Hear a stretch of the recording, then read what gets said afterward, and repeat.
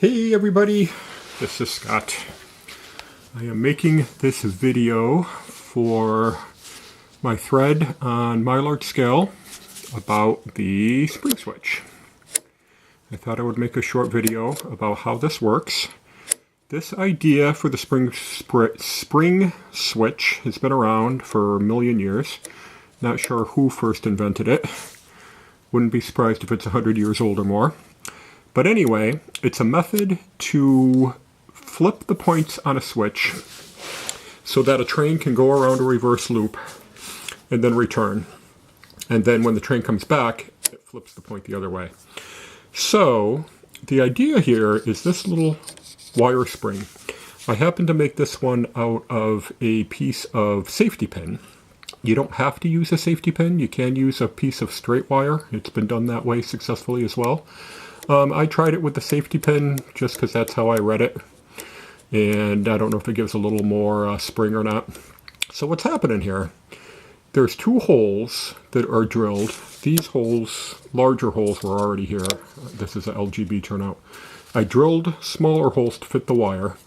And they're dead center between the rails. This one is on the tie, and this one is on the throw. And it's also in the center.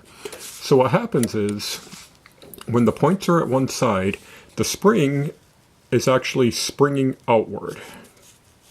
This way. I'll take the spring out in a minute and show how it goes. But it's providing a little bit of force to keep the points. You can see as I move it out, the spring is pushing it back. And it's holding it firm against this rail. When a train comes through and knocks it to the other side, now the spring is providing pressure in this direction, and again, providing just a bit of pressure to hold the points there. So that's all the spring is doing. You can see this is now off center this way, so the spring is pushing outward, and it's pushing this way. So that's what's providing the pressure. And then when it swings back, it's now off center this way. This hole is off center now. And it's pushing that way, and it's providing pressure. So let me take the spring out. So here I took it out of one of the holes, and you can see when you're installing it, you want it a little bit wider than the holes that you drilled. So you have to press it in to get it back into the hole. So the compression is going outward, and you have to push it in to get it back in the hole, like that. And you just want a little bit of pressure. So the train comes along,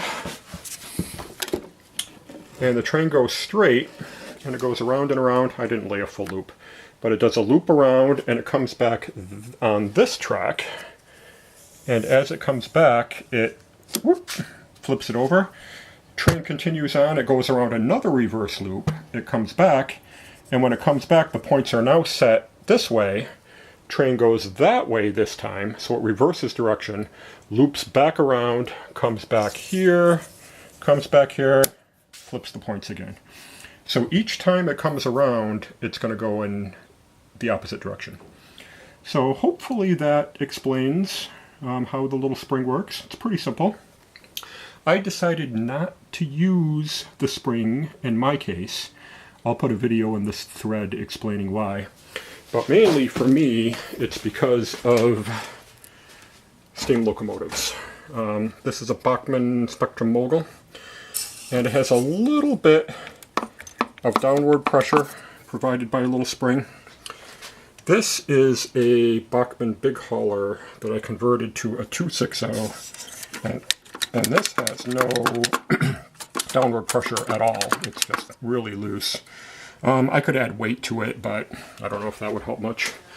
And here is a standard Bachmann Big Hauler 10-wheeler 460, and these have notoriously finicky front trucks.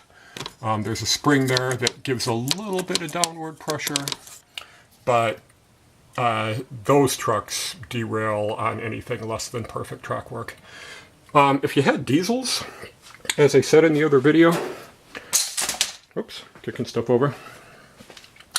If you're running diesels where the front set of wheels is heavy and solid, then those would get through the spring switch just fine, and it wouldn't be an issue. But for my steam engines, I'm not going to bother with this. The distance between my reverse loops is short. It's only about 20 feet. So instead of having the 2 turnouts with the spring switches, I'm just doing 2 parallel tracks instead, which is actually simpler and works better in my situation. If you have a long distance between your 2 reverse loops and you want only a straight track, and you have trains that can handle this okay, then the spring switch might work fine for you in your situation. So that's it. That is the story of the spring switch. Okay, thanks.